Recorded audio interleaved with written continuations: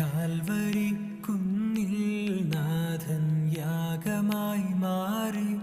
അന്നു കാൽനടയായി നാഥൻ മലമുകളേറി. അന്നു ജീവനേകുവാനായെന്തു പാടുപെട്ടു നീ. അന്നു ജീവനേകുവാനായെന്തു പാടുപെട്ടു നീ. എൻ്റെ ജീവനാ